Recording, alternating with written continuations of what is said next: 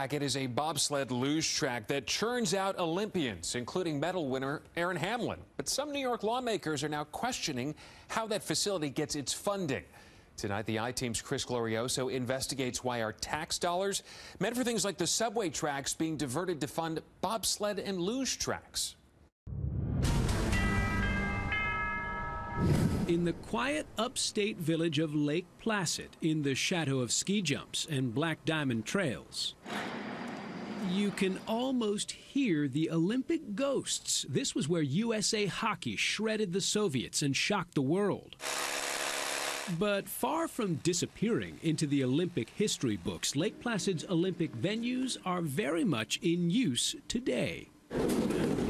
And they're still breeding Olympic champions. A small state agency called ORDA, the Olympic Regional Development Authority, uses state tax dollars to keep the ski jumps, ice arena, and bobsled track used in the 1980 games operating today. Really low. 21-year-old Hunter Church trains on that bobsled track.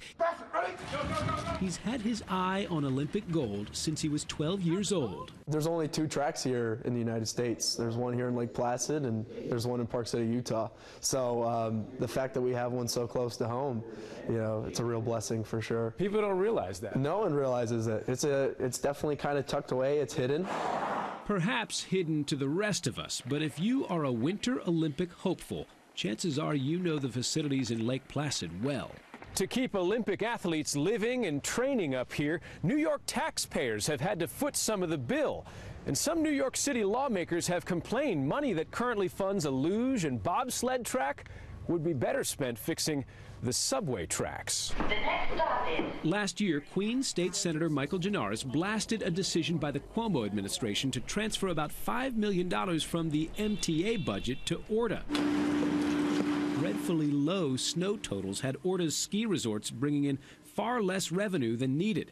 The state cash bailed out not only the ski mountains, but the bobsled and luge track where Hunter Church trains. If it comes down to a choice between money for the subways or money for a bobsled track, where do you stand? There's no question. The MTA is in a desperate situation. The trains are breaking down. They're not running on time. Delays are increasing by the day.